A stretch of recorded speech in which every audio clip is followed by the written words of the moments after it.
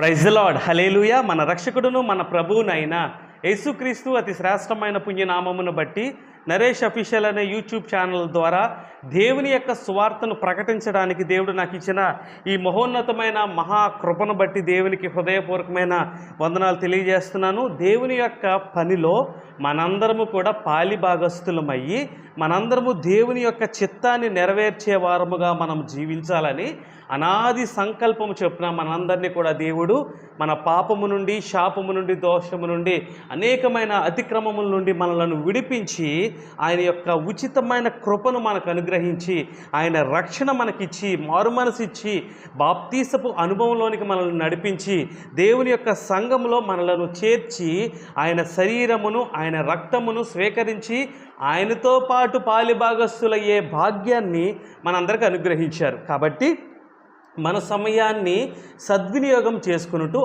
చేసుకునొచ్చు అజ్ఞానుల వలె కాక జ్ఞానుల వలె నడుచుకోవాలని దేవాతి దేవుడు కోరుకుంటున్నాడు. కాబట్టి మనము మన జీవితాన్ని దేవునికి సమర్పించుకుని మన వ్యక్తిగత జీవితము, మన కుటుంబ జీవితము, మన ఆధ్యాత్మికమైన జీవితము, వీటన్నిటిలోనూ కూడా నమ్మకంగా మనము జీవించాలని దేవాతి దేవుడు కోరుకుంటున్నాడు. దేవుని యొక్క వాక్యంలో ఒక అధ్యాయంలో ఒక వచనం ఉంటుంది. ఐ థింక్ 1 యోహాను పత్రిక అనుకుంటా. ప్రియుడా, ఆత్మ వర్ధిల్లుచున్న ప్రకారము నువ్వు అన్ని విషయాల్లో వర్ధిల్లుచు నువ్వు సౌఖ్యంగా ఉండాలని దేవుడు కోరుకుంటున్నాడు. మనం అన్ని విషయాల్లోనూ కూడా వర్ధిల్లాలండి.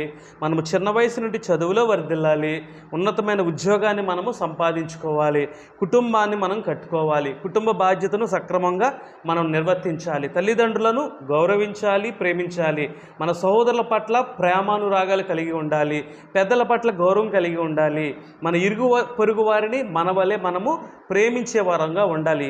అన్నిటికంటే ముఖ్యంగా దేవుని యందు భయభక్తులు కలిగిన వారముగా మనము ఖచ్చితంగా జీవించాలని దేవుని వాక్యం సెలవిస్తుంది. ఎందుకు ఇంత పద్ధతిగా ఇంత క్రమముగా మనము జీవించాలంటే, ఇదిగో మనము నమ్ముకుంటున్న మన దేవుడైన యెహోవా తండ్రి, కుమార, పరిశుద్ధాత్మ త్రియేక దేవుడైనటువంటి యేసుక్రీస్తు ప్రభుల వారు ఆయన నీతిమంతుడు గనుక, ఆయన పరిశుద్ధుడు గనుక, ఆయన 10,000లో అతి కాంక్షణీయుడు గనుక, సమస్త సృష్టిని మాటతో కలగజేసిన వాడు గనుక, ఆయన అంత పరిపూర్ణ పరిశుద్ధుడు గనుక ఆయన పిల్లలమైన మనము కూడా అంతే పరిశుద్ధంగా మనము నీతిగా మనం జీవించాలని దేవాతి దేవుడు కోరుకుంటున్నాడు. అలాంటి వారిని మాత్రమే తన పరలోక రాజ్యములో ఆయనతో పాటు జీవించే భాగ్యాన్ని, కృపను, ఆ పరలోక రాజ్యాన్ని అనుభవించే మహోన్నతమైన భాగ్యాన్ని ఆయన అనుగ్రహిస్తాడు అని చెప్పడానికి ఎటువంటి అతిశయోక్తి లేదు. కాబట్టి మనము దుర్దినాల్లో మనం ఉన్నాము అని గుర్తెరిగి మన సమయమును సద్వినియోగం చేసుకునుచు అజ్ఞానుల వలె కాక జ్ఞానుల వలె నడుచుకోవాలని కోరుకుంటున్నాం. ఇప్పుడు అనేక మంది దేవుని యొక్క సువార్తను ప్రకటిస్తున్నారు. అనేక స్థలాల్లో, అనేక ప్రాంతాల్లో, అనేకమైన ప్రదేశాల్లో దేవుని యొక్క సువార్త ప్రకటింపబడుతుంది. కానీ ఆ సువార్త మనలను రక్షణ వైపు నడిపిస్తుందా, లోక సంబంధమైన పరిస్థితుల వైపు నడిపిస్తుందా, లోక సంబంధమైన ఆలోచనల వైపు కానీ లేదా నామకార్థమైన క్రైస్తవం వైపు నడిపిస్తుందా అనే వివేచన మనము పరిశుద్ధాత్మను పొందుకుంటేనే తప్ప ఆ జ్ఞానము మనము సంపాదించుకోలేం. కాబట్టి ఈ రాకడ దినాల్లో ప్రతి క్రైస్తవులు తెలుసుకోవలసినది, క్రైస్తవులైనను క్రైస్తవులు కాకపోయిన వారైనను ఏ ఒక్కరూ నశించుకోవడం దేవునికి ఇష్టం లేదు కనుక ప్రతి ఒక్కరూ కూడా దేవుని యొక్క సువార్తను విని, గ్రహించుకుని, అర్థం చేసుకుని, మారు మనసు పొంది, బాప్తిసం తీసుకుని దేవుని యొక్క చిత్తానికి లోబడి ఆయన రాకడలో ఎత్తబడే సంఘంలో ఉండాలన్న కోరికతో పరిశుద్ధాత్మదేవుడు ఆయన వాక్యాన్ని మనకు అనుగ్రహిస్తున్నారు. ఈరోజు మాట్లాడుతున్నది నేను అని మీరు అనుకుంటే అది పొరపాటే. ఎందుకంటే నాకు ఆలోచన ఇచ్చింది నా దేవుడు, నన్ను మాట్లాడింపజేస్తుంది నా దేవుడు, నాకు మీకు మనందరికీ ఇప్పుడు బోధించబోతుంది కూడా పరిశుద్ధాత్మదేవుడే అని నేను చెప్పడానికి నేను ఎంతగానో గర్విస్తున్నాను. మెయిన్గా ఇప్పుడు ఒక టాపిక్లోనికి మనం వెళ్ళబోతున్నాం. ఏంటి ఆ టాపిక్ అంటే దేవుని యొక్క రహస్య రాకడ, తర్వాత బహిరంగ రాకడ. దేవుని యొక్క రెండవ రాకడ అనే ఒక కాన్సెప్ట్, ఒక అంశాన్ని మనం తీసుకుంటే అది త్వరలో సంభవింపబనై ఉన్నది. అది త్వరలో జరగబోతున్న ఒక సంఘటన ఏంటంటే, యేసుక్రీస్తు ప్రభుల వారు కొన్ని సంవత్సరాల క్రితము, రమారమి 2026 సంవత్సరాల క్రితము ఆయన నరుడుగా భూమి మీదకి సశరీరుడుగా వచ్చాడు. ఎలా వచ్చాడు? సశరీరుడుగా, శరీరము దాల్చిన వాడిగా, ఒక మానవుడిగా పుట్టి, మానవుడిగా పెరిగి, మానవుడిగా బ్రతికి, మానవుడిగా చనిపోయి, దైవత్వాన్ని పొందుకున్న దేవుని కుమారుడిగా మరణాన్ని జయించి తిరిగి లేచిన ఒక వ్యక్తిని మనం చూస్తున్నాం. ఆయన దైవాంత సంభూతుడు, ఆయన నరుడు, ఆయన మనుష్యుడు, అట్ ది సేమ్ టైం ఆయన దేవుని యొక్క కుమారుడు. ఆయనే దేవుడు. ఆయన జన్మించి 2026 సంవత్సరాలు మనకి భూమి మీద పూర్తవుతున్నాయి. ఆయన వచ్చిన విధానాన్ని సశరీరుడిగా సశరీరుడిగా వచ్చిన మొదటి రాకడగా మనము దేవుని యొక్క వాక్యం ద్వారా మనం తెలుసుకుంటూ ఉంటాం. కానీ ఆయన వచ్చి ప్రపంచ మానవాళి అందరి కోసం ఆయన ఏం చేశాడు? తన శరీరమును నలగొట్టుకున్నాడు, తన జీవితాన్ని నాశనం చేసుకుని మన కొరకు తన శరీరమును, తన ప్రాణమును అర్పించి, తన రక్తాన్ని చిందించి ఆయన మన కొరకు చనిపోయి, తన జీవితాన్ని మన కొరకు సమర్పించి, మన మీద ఉన్న శాప పాప దోషము, మన మీదకు శాప పాప దోషం ఎలా వచ్చిందండి? మన పితరులైనటువంటి ఆదాము అవ్వల దగ్గర నుండి సంక్రమించిన ప్రతి పాపం వలన వచ్చిన జీతము మరణము గనుక, ఆ మరణమును నిరర్ధకము చేయడానికి ఈ లోకములో ఉన్న మనుషునికి ఎవరికి శక్తి చాలదు గనుక, ఆ మనుషుని వల్ల వచ్చిన పాపమును తీసివేయడానికి ఇదిగో పరిశుద్ధుడు, నీతిమంతుడు, పాపము లేనివాడు, ఈ సమస్త సృష్టిలో ఏకైక దేవుడైనటువంటి నేను ప్రకటిస్తున్న నజరేయుడైన యేసు క్రీస్తు ప్రభుల వారు ఆయన నా కొరకు, నీ కొరకు ఈ భూమి మీదకి వచ్చి, ఆయన ఒక పశువుల పాకలో పుట్టి, కన్య గర్భమందు ఆయన జన్మించి, ఆయన 33.5 సంవత్సరాలు బ్రతికి, ఆయన సువార్తను ప్రకటించి, తన జీవితాన్ని సిలువ మరణమునకు అప్పగించి, రక్తము కారునంతగా ఆయన మరణమును మనందరి కొరకు ఆయన రక్తాన్ని చిందించి, ఆ రక్తము ద్వారా మన పాపములన్నీ కడిగి పరిశుద్ధపరిచి, ఆ మొదటి పాపం వలన వచ్చిన మరణాన్ని ఆయన కొట్టివేసి, తీసివేసి, మన కొరకు ఆయన నిత్య జీవాన్ని అనుగ్రహించి ఆయన పరలోక రాజ్యానికి వెళ్ళాడు. ఎందుకంటే అక్కడ నివాసములు ఏర్పాటు చేయడానికి, మనందరము కూడా దేవునితో పాటు కలిసి జీవించడానికి, కలిసి బ్రతకడానికి ఆయన మన కొరకు ఆయన సింహాసనము దగ్గర అనేకమైన స్థలాలను, అనేకమైన ప్రదేశాలను మనకు ఏర్పరిచి, మన కొరకు నీతి కిరీటము ఆయనను ఉంచి, మనందరము ఆయనతో పాటు ఉండులాగున, ఆయనతో పాటు మనముండులాగున, మనతో ఆయన ఉండులాగున ఆయన మన కొరకు స్థలాన్ని సిద్ధపరచ వెళ్ళాడు. ఇదిగో ఆయన సాత్వికుడై భూమి మీదకి మొదటిసారి వచ్చాడు. కానీ రెండోసారి అలా కాదు.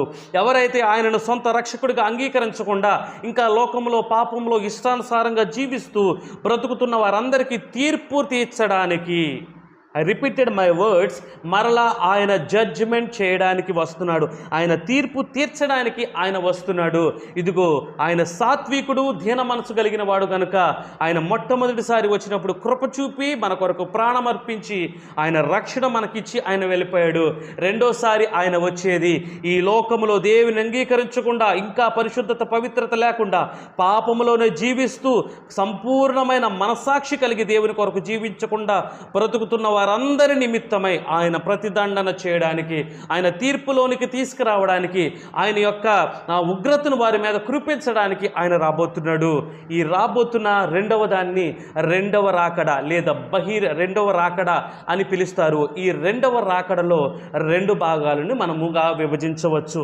ఈ రెండవ రాకడిని 2 భాగాలుగా మనం విభజిస్తామండి. ఏమిటి అంటే, మొదటిది రహస్య రాకడ, ర్యాప్చర్ అని అంటారు. ఇది సంఘము మధ్యాకాశంలోనికి ఎత్తబడము అనే ఒక ప్రక్రియకు సంబంధించిన విధానముగా ఉంటుంది. రెండోది బహిరంగ రాకడ. యేసుక్రీస్తు ప్రభుల వారు వేవేల పరిశుద్ధులందరినీ వెంటబెట్టుకుని, దేవదూతలను, నీతిమంతులను, ఎత్తబడిన సంఘమును, పాత నిబంధన కాలంలో చనిపోయిన పరిశుద్ధులను అందరినీ వెంటబెట్టుకుని భూమి మీదకు వచ్చేదాన్ని బహిరంగ రాకడ అంటారు. ఇదిగో ఈరోజు మన తంబ్లైన్ చూసే ఉంటారు కదా. ఈ 9 నిమిషాలు నేను ఈ ఉపోద్ఘాతాన్ని నేను మిమ్మల్ని ఎందుకు చెప్పానంటే, టైంని పొడిగించడానికి కాదు, మిమ్మల్ని ఒక ఉన్నతమైన వాక్యములోనికి, ఉన్నతమైన శ్రేష్టమైన అతి ప్రాముఖ్యమైన ఒక దేవుని యొక్క అగ్ని కలిగిన వాక్యములోనికి మిమ్మల్ని నడిపించడానికి కొంతసేపు నేను మిమ్మల్ని సిద్ధపరిచాను. దానికి ముందుగా మనం చెప్పుకున్న మాటలన్నిటిలోనూ కూడా ప్రతి మానవుడు ఖచ్చితంగా ఉంటాడు. కాబట్టి వాటిని మనము సరి చేసుకుని గనక దేవుని యొక్క వాక్యాన్ని నేర్చుకుంటే ఆయన రాకడలో ఎత్తబడతాం. కమింగ్ టు ద పాయింట్, మనం ఇప్పుడు దేవుని యొక్క రహస్య రాకడ, ర్యాప్చర్, రెండవ రాకడలో మొదటి భాగము 2 భాగాలుగా విభజిస్తాము. మొదటి దాన్ని రహస్య రాకడ అంటాము, రెండవ దానిని బహిరంగ రాకడ అంటాము.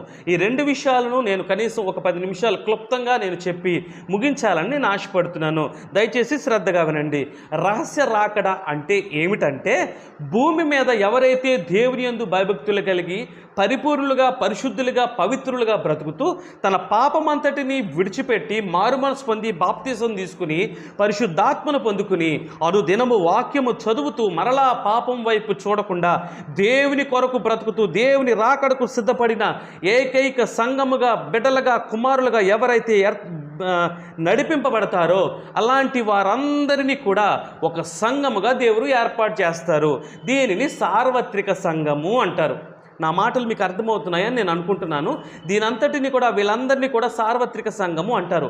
ఈ భూమి మీద అనేక రకములైన చర్చిలు ఉన్నాయి, డినామినేషన్లు ఉన్నాయి, అనేకమైన సంఘాలు ఉన్నాయి. కరెక్టే. అవన్నీ కూడా ఎత్తబడతాయా అంటే కాదు, అవన్నీ ఎత్తబడవు.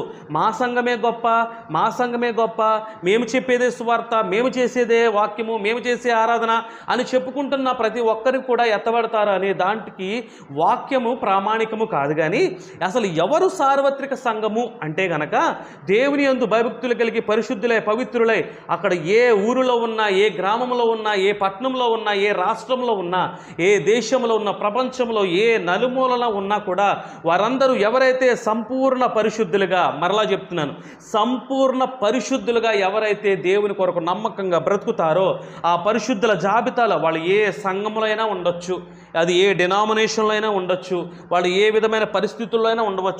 కానీ దేవుని యొక్క స్వరక్తము ద్వారా కడగబడి సంపూర్ణ పరిశుద్ధులుగా మార్చబడి బ్రతుకుతున్నారో వారందరినీ కూడా సార్వత్రిక సంఘముగా దేవుడు ఏర్పాటు చేస్తారు. వారందరినీ సంపూర్ణ పరిశుద్ధులుగా వారిని ఏర్పాటు చేస్తారు. వారందరూ కూడా దేవుని యొక్క సంఘముగా, సంఘాలు కాదు, బహువచనం కాదు, ఏకవచనమే, ఒకే ఒక్క సంఘము భూమి మీద ఉంటుంది. ఈ అనేకమైన మందిరాలకు వెళ్ళే వారిలో అందరూ సంపూర్ణ పరిశుద్ధులుగా ఉండరు. కానీ ఎవరైతే సంపూర్ణమైన పరిశుద్ధులుగా బ్రతుకుతారో మాటలో, చూపులో, తలంపుల్లో, ఆలోచనలో, ప్రవక్తనలో, ప్రతి దాంట్లోనూ కూడా దేవునికి ఇష్టలుగా ఎవరైతే బ్రతుకుతారో, దేవుని వాక్యానుసారంగా ఎవరైతే జీవిస్తారో వారందరూ దేవుని యొక్క సార్వత్రిక సంఘముగా పిలువబడతారు. వారందరూ దేవుని యొక్క రాకడకు ఎత్తబడతారు. ముందు రహస్య రాకడ గురించి కొన్ని విషయాలు చెప్పిన తర్వాత మనం బహిరంగ రాకడికి వెళదాం. రహస్య రాకడ అంటే మొదట మనము కొన్ని విషయాలు తెలుసుకోవాలి. యేసుక్రీస్తు ప్రభుల వారు ఈ భూమి మీద మనము జీవిస్తున్న మన మనుషులందరినీ కూడా భూమి మీద పెట్టిన తర్వాత ఈ భూమి నుండి కొన్ని కిలోమీటర్లు, కొన్ని లక్షల కిలోమీటర్ల దూరంలో మనకి కనిపిస్తున్న వేల లక్షలు అనుకుని చెప్పవచ్చు, అంత చూపులో మనకి కనిపించే అంత దూరంలో ఒక ఆకాశం కనపడుతుంది కదా, అది మొదటి ఆకాశముగా పరిగణింపబడుతుంది. దాని తర్వాత సూర్య, చంద్ర, నక్షత్ర గ్రహాలన్నీ కూటమి కలిగి ఉంటున్నాయే, వాటినన్నిటినీ కూడా రెండవ ఆకాశముగా పిలువబడతారు, లేదా మధ్యాకాశము అని అంటారు. ఆ తర్వాత పరదేశు, ఆ తర్వాత పరలోక పట్టణము ఉన్నది అని బైబిల్ ద్వారా మనం తెలుసుకున్నాం. ఇప్పుడు యేసుక్రీస్తు ప్రభుల వారు పరలోకము నుండి మధ్యాకాశంలోనికి, అంటే రెండవ ఆకాశంలోనికి, సూర్య, చంద్ర, నక్షత్రములు అక్కడ ఉన్నటువంటి ఆ గ్రహాల కూటమి దగ్గరికి, ఆ విశ్వములోనికి యేసుక్రీస్తు ప్రభుల వారు ఆయన మధ్యాకాశానికి వస్తారు. ఆయన వచ్చి ఆయన బూరను ఊదుతారు. దీనిని ర్యాప్చర్ అంటారు. ఇది సంఘము ఎత్తబడుట అంటారు. దీనికి వాక్యము గురించి మాకు వాక్యము చూపించండి అంటే గనక నేను వాక్యాన్ని చూపించడానికి నేను ఇష్టపడుతున్నాను. మొదటి తెస్సలోనికైలకు రాసిన పత్రిక అపోస్తుడైన పౌలు గారు ఈ విధంగా కొన్ని వాక్యాలు మనకు తెలియజేశారు. మొదటి తెస్సలోనికైలకు రాసిన పత్రిక 4వ అధ్యాయము, మొదటి తెస్సలోనికైలకు రాసిన పత్రిక నోట్ చేసుకోండి, 4వ అధ్యాయము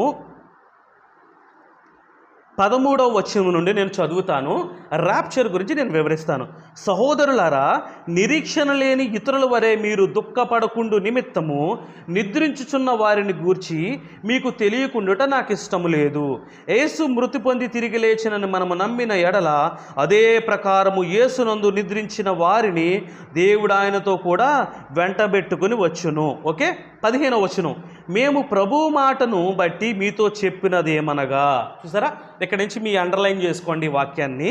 ప్రభు మాటను బట్టి మీతో చెప్పుతున్నది ఏమనగా, దేవుని యొక్క మాటను బట్టి నేను మీకు తెలియజేస్తున్నది ఏమనగా అని అంటున్నాడంటే, ప్రభు రాకడ వరకు సజీవులమై నిలిచి ఉండు మనము, ప్రభు రాకడ వరకు భూమి మీద బ్రతికి ఉండు మనము నిద్రించిన వారి కంటే ముందుగా ఆయన సన్నిధికి చేరము. చూసారా, ఈ వాక్యంలోనికి వెళ్తూ మీకు నెక్స్ట్ పాయింట్లోనికి వెళ్తే మీకు క్లియర్గా అర్థమవుతుంది. ప్రభువు రాకడ వరకు సజీవులమై బ్రతుకున్న మనము నిద్రించిన వారి కంటే ముందుగా ఆయన సన్నిధికి చేరము. నిద్రించిన వారు ఎవరు? ఎవరైతే దేవుని యందు భయభక్తులు కలిగి పరిశుద్ధులై యేసుక్రీస్తు ప్రభుల వారు సిలువ మరణము తర్వాత చనిపోయిన మొదటి వ్యక్తి దగ్గర నుండి, అంటే సిలువలో వేలాడుతున్నప్పుడు ఆయన కుడివైపునున్న దొంగతో నీవు నేడు నాతో కూడా పరదేశులో ఉంటావు అని చెప్పినప్పుడు యేసుక్రీస్తు ప్రభుల వారితో చనిపోయిన ఆ దొంగ దగ్గర నుంచి, ఆ క్షణము నుండి ఆయన సమస్తము దేవుని చేతకు అప్పగించి తన ప్రాణమును విడిచిపెట్టిన సమయము నుండి ఆ దేవుని యొక్క రహస్య రాకడ, ఆయన మధ్యాకాశానికి వచ్చి బోరబూదేంత వరకు ఎవరైతే చనిపోతారో వారందరూ కూడా సజీవులై నిలిచి ఉంటూ మనము వాళ్ళందరూ కూడా నిద్రించిన వారు, వాళ్ళందరూ కూడా పరిశుద్ధులుగా, సంపూర్ణ పరిశుద్ధులుగా, వారందరూ ఎవరైతే దేవుని యందు భయభక్తులు కలిగి, అంటే ఆ నిమిషము నుండి ఆ దేవుని యొక్క రహస్య రాకడ వచ్చేంత వరకు ఎవరైతే దేవుని యందు సంపూర్ణ పరిశుద్ధులుగా ఉండి బ్రతికి చనిపోయి సమాధి చేయబడి ప్రభునందు నిద్రించారో వారందరూ కూడా లెగుస్తారు. వారందరూ కూడా లెగుస్తారు. వారి ఆత్మలు దేవునితో పాటు ఆయన పరదేశంలో నుంచి ఆత్మలు వచ్చి భూమి మీదకు వచ్చి అవి ఏం చేస్తాయంటే మహిమ శరీరాన్ని ధరించుకుంటాయి. మహిమ శరీరాన్ని ధరించుకుంటాయి. మట్టికి మట్టి అయిపోయిన ఆ శరీరములు కాదు, కానీ ఇదిగో పరదేశంలో సంపూర్ణ పరిశుద్ధులు ఎవరైతే యేసుక్రీస్తు ప్రభుల వారు చనిపోయిన తర్వాత చనిపోయిన ఆత్మలు ఏవైతే ఉన్నాయో ఆత్మలు భూమి మీదకు వచ్చి వారు సంపూర్ణమైన పరిశుద్ధులుగా, వాళ్ళు అందరూ కూడా దేవుని యొక్క పరిశుద్ధమైన శరీరమును, దేవుని యొక్క పరిపూర్ణమైన కృపను పొందుకుని వారందరూ శరీరాలు మార్చబడి వారందరూ కూడా ఆయన సన్నిధికి చేరతారు. తరువాత ఆర్భాటముతోను, 16వ వచనం, ఆర్భాటముతోను ప్రధాన దూత శబ్దముతోను దేవుని బోరతోను పరలోకము నుండి ప్రభువు దిగువచ్చును. చూసారా, ఆర్భాటముతోను ప్రధాన దూత శబ్దముతోను దేవుని బోరతోను పరలోకము నుండి ప్రభువు ఎక్కడ దిగి వస్తారు? మధ్యాకాశానికి వస్తారు. మధ్యాకాశము సూర్య చంద్ర నక్షత్రాలు కలిగిన అంతరిక్షము అనబడే ఆ పిలువబడే ఆ విధమైన విశ్వంలోనికి ఆయన దిగి వస్తాడు. క్రీస్తు నందున్న మృతులు మొదట లెగిస్తారు. నేను ముందు మీకు చెప్పాను కదా ఒక మాట, క్రీస్తు నందున్న మృతులు ఎవరైతే ఉన్నారో, ఎవరైతే సంపూర్ణ పరిశుద్ధులు ఉన్నారో వారందరూ మొట్టమొదటిగా లెగస్తారు. అంటే భూమి మీద సమాధుల్లోంచి ఆ మట్టిలోంచి శరీరాలు అదుక్కుని వెళ్ళిపోతాయని కాదు, ఆయన ఆత్మలు, ఆయన యొక్క పరదేశంలో ఉన్న ఆత్మలు భూమి మీదకి వచ్చి అవన్నీ కూడా మహిమ శరీరాన్ని ధరించుకొని, ఆమేన్, మహిమ శరీరాన్ని ధరించుకుని అవన్నీ కూడా క్రీస్తు నందున్న మృతులు మొదట లేతురు. అంటే వాళ్ళందరూ కూడా మహిమ శరీరాన్ని పొందుకుని అప్పుడు వారందరూ సజీవులుగా పరదేశు అదే మధ్యాకాశంలోనికి యేసుక్రీస్తు ప్రభుల వారిని ఎదుర్కోవడానికి వాళ్ళు వెళ్తారు. అదేంటి, వారు కూడా పైనుంచి వచ్చారు కదా, దేవుడు కూడా పైనుంచి వచ్చారంటే యేసుక్రీస్తు ప్రభుల వారు పరదేశంలో లేరు, ఆయన పరలోకంలో ఉన్నారు. ఎవరైతే యేసుక్రీస్తు ప్రభుల వారు చనిపోయిన నిమిషం నుండి ఆఖరి రాకడ వరకు, రహస్య రాకడలో ఆయన బూర ఉదయంతకు చనిపోయిన సంపూర్ణ పరిశుద్ధులందరూ కూడా పరదేశంలోనికి వెళ్తారు. అది అబ్రహాము రొమ్ము అని అంటారు. లాజరు చనిపోయాడు, ధనవంతుడు చనిపోయాడు. ధనవంతుడు చనిపోయి ఆయన అగ్నిగుండానికి వెళ్ళిపోతుంటే లాజరు చనిపోయి అబ్రహాము రొమ్మున ఆనుకున్నాడు. అది పరదేశు, అది నెమ్మది కలిగిన స్థలము అంటారు. అక్కడ దేవుని యొక్క సంపూర్ణ పరిశుద్ధులు ఉంటారు. ఆ తర్వాత పరలోకంలో ప్రభు వారు ఉంటారు. ఆయన మధ్యాకాశానికి వచ్చినప్పుడు పరదేశులున్న ఆత్మలన్నీ భూమి మీదకు వచ్చి అవి మహిమ శరీరాన్ని ధరించుకుని అవన్నీ కూడా మధ్యాకాశంలో యేసుక్రీస్తు ప్రభుల వారిని ఎదుర్కొని ఆయనతో పాటు జీవించడానికి ఆ పరిశుద్ధులు మొట్టమొదటగా వారు లెగుస్తారు. తర్వాత ఆ మీదట సజీవులమై నిలిచి ఉండు మనము.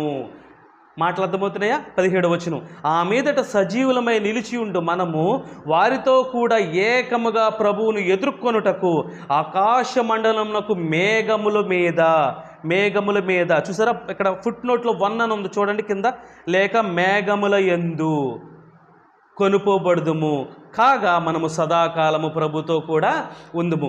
భూమి మీద సంపూర్ణ పరిశుద్ధులుగా ఒకవేళ గనక మనము గనక చనిపోకుండా ఉండి ఆయన రాకడ గనక సమీపిస్తే, రహస్య రాకడ గనక ముందుగా వచ్చేస్తే, ఆయన మధ్యాకాశానికి వచ్చి బూర గనక ఊదితే గనక భూమి మీద సజీవులమై ఉన్న మనము ఈ శరీరమును విడిచిపెట్టి మహిమ శరీరాన్ని ధరించుకుంటాం.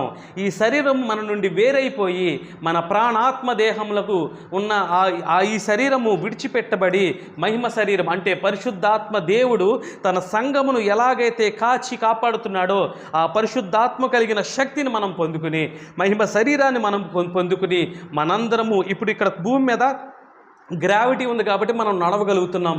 మనం చంద్రమండలంలోనికి వెళ్తే కనుక ఎలాగైతే నిలబడకుండా ఎగురుతూ ఉంటామో అలాగ మనకి కూడా దేవుని యొక్క పరిశుద్ధాత్మ శక్తి వస్తుంది. మన శరీరము మార్చబడుతుంది. మన మహిమ శరీరాన్ని పొందుకుంటాము. కనురెప్ప పాటులో సజీవులమై నిలిచిన మనమందరము కూడా అతి వేగముగా ఆ పరిశుద్ధులతో పాటు మనము కూడా రెప్ప పాటున ఎగిరి మధ్యాకాశములో యేసుక్రీస్తు ప్రభుల వారిని మనం కలుసుకుంటాం.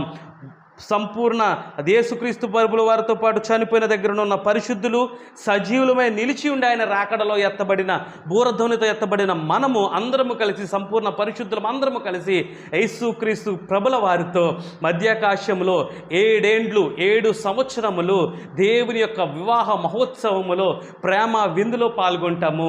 ఆ సంఘమును దేవుడు సంపూర్ణ పరిశుద్ధులుగా మార్చుకున్నాడు కనుక వారికి రెండవ మరణము వారి మీద ఎటువంటి అధికారము చేయలేదు. వారికి తీర్పులోనికి రారు. వారు సంపూర్ణ పరిశుద్ధులు. దేవుని యొక్క వధువు సంఘముగా ఆయన దానిని మారుస్తారు. కాబట్టి దేవునితో పాటు వారితో పాటు మనము, దేవునితో పాటు మనము, మనతో పాటు దేవుడు కలిసి ఉండి ఆ మధ్యాకాశంలో 7 సంవత్సరాలు దేవునితో పాటు ఆనందంగా సంతోషముగా దేవునితో పాటు బహుమతుల ప్రధానోత్సవము జరుగుతుంది. మన క్రియల చొప్పున దేవుడు మనకి బహుమతులు ఇస్తాడు. ఆ బహుమతులను మనం స్వీకరిస్తూ దేవునితో పాటు 7 సంవత్సరాలు ఎంతో ఆనందము, ఎంతో సంతోషము, ఎంతో ఉత్సాహముతో దేవునితో పాటు మనం బ్రతుకుతాం. ఈ భూమి మీద మనిషి బ్రతుకుతున్న జీవిత కాలంలో తన పాప సంబంధమైన ఆలోచనలను, కోరికలను, లోకాశలను అన్నిటిని విడిచిపెట్టి తనను తాను కాదనుకుని ఉపేక్షించుకుని యేసుక్రీస్తు ప్రభుల వారికి నమ్మకంగా పరిశుద్ధంగా బ్రతికిన ఏదైతే సార్వత్రిక సంఘములో సంపూర్ణ పరిశుద్ధుల జాబితాలో ఉన్న ప్రతి ఒక్కరూ కూడా మహిమ శరీరాన్ని ధరించుకుని మధ్యాకాశంలోనికి ఎత్తబడతారు. మధ్యాకాశంలో దేవుని యొక్క సన్నిధిలో నిలబడతారు. ఆయనతో పాటు మనతో పాటు ఆయన ఉంటాము. 7 సంవత్సరాల బహుమతుల ప్రధానోత్సవం జరుగుతుంది. దేవునితో పాటు ఆనందించి సంతోషించి గంతులు వేస్తాము. ఇది రహస్య రాకడ. ఆయన ఏర్పాటు చేసుకున్న వధువు సంఘమును తీసుకెళ్లే ఒక ప్రక్రియ. ఇది ఎలా జరుగుతుంది అంటే కనురెప్ప పాటులో జరుగుతుందండి. కనురెప్ప పాటులో జరుగుతుంది. కాబట్టి ఎలా జరుగుతుంది అనేది ఒక మాట నేను మీకు తెలియజేయాలని ఆశపడుతున్నాను. మొదటి తెస్సలోనికీయులకు రాసిన పత్రిక 5వ అధ్యాయం 1వ వచనం చదువుతున్నాను చూడండి.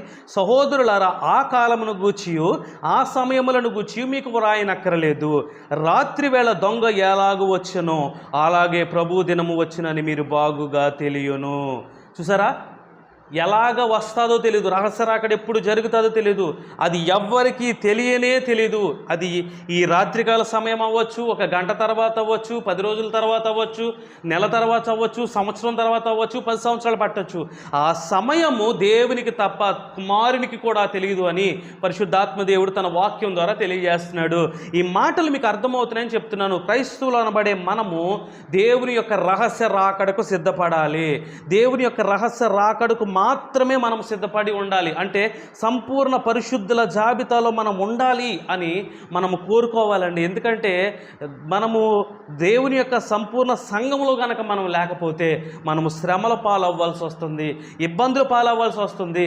మనకు రక్షణ వస్తుందా అంటే వస్తుంది, కానీ మనం కొరకు ఆయన రక్తాన్ని చిందించి ఆయన పాపమును నిరర్ధకము చేసి మరణమును కొట్టివేసి మనకు ఉచితముగా ఇచ్చిన రక్షణను మనం కోల్పోయి తరలా మనం శాపంలోనికి పాపంలోనికి శ్రమంలోకి వెళ్ళేంత అంటే శ్రమల్లో మనం ఉండకూడదు అనుకుంటే సంపూర్ణ పరిశుద్ధులుగా ఈ లోకంలో ఈ శరీరమును ప్రాణాత్మ దేహములను కోరికలను దేవునికి విరోధమైన ఆలోచనలు చంపుకొని దేవుని కొరకు ఉపేక్షించుకుని నమ్మకంగా ఎవరైతే బ్రతుకుతారో వారందరూ సార్వత్రిక సంఘముగా మార్చబడతారు.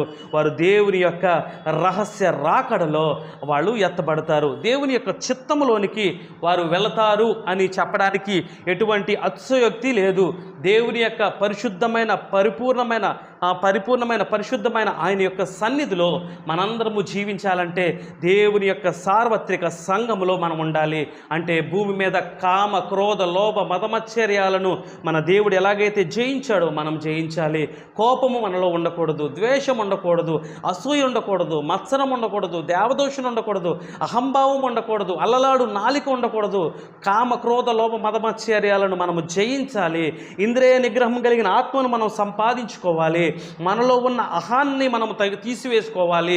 మనలో ఉన్న గర్వాన్ని తీసుకువేసుకోవాలి. మనం దేవుడిచ్చిన ఈ బ్రతుకులో దేవుని కొరకు మనం అందరం కూడా ఏం చేయాలి తెలుసా? ఈ కొరకు కష్టపడి నీ ఉద్యోగం చేసుకుని 4 రూపాయలు సంపాదించి నీ కుటుంబాన్ని నమ్మకంగా పోషించుకోవాలి. కుటుంబంలో బిడ్డలను బాగా చదివించుకోవాలి.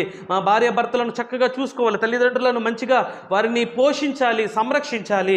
దేవుని సంఘమునకు ఉపయోగపడాలి, సేవకుడికి ఉపయోగపడాలి. ఇరుగు పొరుగు వారికి, బంధుమిత్రులకు, రక్త సంబంధికులు అందరికీ కూడా మనందరము కూడా అత్యంత కృపలో మనందరము వారందరికీ ఉపయోగపడాలి. వారికి కోసం మనమందరము కూడా మంచి పనులు చేసే వారంగా ఉండాలి. అట్ ద సేమ్ టైం దేవుని యొక్క పనిలో కూడా మనం పాలి భాగస్థులం అవ్వాలి. దేవుని యొక్క రక్షణ మనం పొందుకున్నాము, ఆయన యొక్క మారుమనసు పొందుకున్నాం, బాప్తిసం తీసుకున్నాం, మందిరంలో చేర్చబడ్డాం. ఆయన పరిచర్య మనం చేయాలి. దేవుని సంఘం నిమిత్తమే మనము ధారాళముగా మనకున్నది మనం ఇచ్చి దేవుని యొక్క పరిచర్యకు తోడ్పడాలి. దేవుని సేవకుడితో సహదాసులమై మనము కూడా ప్రయాసపడాలి. దేవుని యొక్క రక్షణను మనము సువార్తను మనం ప్రకటించాలి. దేవుని సన్నిధిలో అనేకమైన రీతులుగా మనం ప్రయాసపడాలి. నశించిపోతున్న ఆత్మల పట్ల మనం సువార్తను ప్రకటించి సాక్ష్యాన్ని ప్రకటించి అనేకులను అగ్నిలో నుండి లాగినట్లుగా అనేక మందిని ఆ శాపకరమైన జీవితంలోంచి దేవుని యొక్క చిత్తములోనికి మనం నడిపించాలి అని ఈ వాక్యం ద్వారా నేను మీకు తెలియజేస్తున్నాను. మనపతి స్థితిలో మనం పాపులమే, దౌర్భాగ్యులమే, ఎన్నికలేని వాళ్ళమే. కానీ దేవుడు తన కృప ద్వారా మనల్ని రక్షించుకున్నాడు కదా, ఆయన ప్రేమ ద్వారా మనల్ని కాపాడుకున్నాడు కదా. కాబట్టి సంపూర్ణ పరిశుద్ధులుగా ఉండి ఇదిగో మధ్యాకాశంలోనికి ఆయన వస్తాడు, మనం ఎత్తబడతాం. మత్తయి సువార్త 24వ అధ్యాయం ఒకసారి తీయండి, నేను ముగిస్తాను. ఇక్కడతో ఇది ఆపేసి తర్వాత రెండో వీడియోలో బహిరంగ రాకడ గురించి నేను చెప్పడానికి ఇష్టపడుతున్నాను. దగ్గరగా 30 నిమిషాల టైం పూర్తవుతుంది. మత్తయి సువార్త 24వ అధ్యాయములో మనకి ఒక విషయం కనబడుతుంది. ఏమిటంటే కనుక 24వ అధ్యాయం 40వ వచనంలో, ఆ కాలంలో పొలములో 2 పని చేస్తుంటారు, ఒకళ్ళు ఎత్తబడతారు, ఒకళ్ళు విడవబడతారు. మత్తయి సువార్త 24:40 వచనాన్ని నేను చెప్తున్నాను. 2 పని చేస్తారు, ఒకళ్ళు ఎత్తబడతారు, ఒకళ్ళు విడవబడతారు. 2 తిరగలి విసురుతారు, ఒకళ్ళు ఎత్తబడతారు, ఒకళ్ళు విడవబడతారు. 2 పండుకుని ఉంటారు, ఒకళ్ళు ఎత్తబడతారు, ఒకళ్ళు విడవబడతారు. అంటే ఎవరైతే కుటుంబమే కానీ సంఘమే కానీ ఈ లోక సంబంధమైన పరిస్థితుల్లో ఎవరైనా కూడా అనేక మంది ఉండరు, కానీ ఏర్పాటు చేయబడిన సంపూర్ణ పరిశుద్ధుల్లో అనేక మంది కూడా ఎత్తబడే సంఘంలో ఉంటారు. వారందరూ మధ్యాకాశంలో దేవుని ఎదుర్కొంటారు. ఇదిగో నామకార్థమైన క్రైస్తవ్యంలో మొక్కుబడిగా నామకార్థంగా ఉన్నామంటే ఉన్నాం, చేశామంటే చేశాం అంటూ అవసరాలు తీర్చుకుని ఉపయోగించుకుని తర్వాత దేవుని పక్కన పెట్టి వారు దేవుని కోసం ప్రయాసపడకుండా నామకార్థంగా బ్రతికే క్రైస్తవులందరూ కూడా విడవబడతారు. వారు నరకానికి వెళ్ళిపోతారని నేను చెప్పను, కానీ వాళ్ళు విడవబడతారు. వాళ్ళు విడవబడితే వాళ్ళ పరిస్థితి ఏంటనేది నెక్స్ట్ వీడియోలో నేను మీకు చెప్తాను. సంపూర్ణ పరిశుద్ధులు మాత్రమే రహస్య రాకడలు ఎత్తబడి మధ్యాకాశంలో దేవుణ్ణి ఎదుర్కొంటారు. మనం ఎత్తబడే సంఘంలో ఉండాలి, ర్యాప్చర్లో మనం ఉండాలి, ఎత్తబడే సంఘంలో ఉండాలి, సంపూర్ణ పరిశుద్ధులుగా ఉండాలి, పవిత్రులుగా ఉండాలి. ఈ లోకంలో ఏ పాస్టర్ గారు, ఏ డినామినేషను, ఏ తల్లిదండ్రులు, ఏ ఉద్యోగము, ఏ అధికారులు ఎవ్వరు మిమ్మల్ని దేవుని యొక్క రాకడకు ఎత్తబడేవారుగా చెయ్యలేరు, తీసుకుని వెళ్ళలేరు. మీ రక్షణ మీదే, మీ పరిస్థితి మీదే. మీ ఆత్మ పరిశీలన మీరు చేసుకుని దేవునికి సంపూర్ణ పరిశుద్ధులుగా మారండి. ఆయన రాకడికి సిద్ధపడండి. ఆయన రహస్య రాకడలో ఉండాలి ప్రభువా అని ప్రార్థన చేసుకోండి. ఆయన కడబూర ఊదగానే ఆ స్వరము, ఆ శబ్దం మీకు వినబడుతుంది. మీరు మహిమ శరీరం ధరించుకుని మధ్యాకాశంలో దేవుని ఎదుర్కోవడానికి ఆయన మధ్యాకాశంలోనికి ఆయన దగ్గరికి మీరు వెళ్తారు. అది వధువు సంఘముగా పిలువబడుతుంది. ఆ సంఘము తీర్పులోనికి రాదు. మిగతా పార్ట్ 2లో ఎవరు విడవబడతారో, ఎవరు రెండవ రాకడను చూస్తారో, నామకార్థ క్రైస్తవుల పరిస్థితి ఏంటో రెండో వీడియోలో నేను చెప్పడానికి నేను ప్రయత్నం చేస్తాను. ఈ వీడియో ఇంతవరకు మీకు రహస్య రాకడ గురించి అర్థమైందని అనుకుంటున్నాను. ఇంకా డౌట్స్ ఏమైనా ఉంటే కామెంట్స్ రూపంలో మీరు అడగండి, నేను తెలియజేస్తాను. దేవుడు చెప్పమన్న విషయాలు మాత్రమే నేను చెప్పాను. ఇటు కృప దేవుడు మనకిచ్చినందుకు దేవునికి మహిమ కలుగును గాక. ప్రభువా నీకు వందనాలు. మీరు చెప్పమన్న మాటలు నేను చెప్పాను. ఈ మాటలను దీవించి అనేక మంది జీవితాల్లో ఫలభరితంగా మార్చమని, రహస్య రాకడ సిద్ధపరచమని, రేపు బహిరంగ రాకడ గురించి వీడియో చేయుచుండగా నీ ఆత్మతో నింపమని యేసునామమున అడుగుతున్నాము తండ్రి. ఆమేన్. Thank you.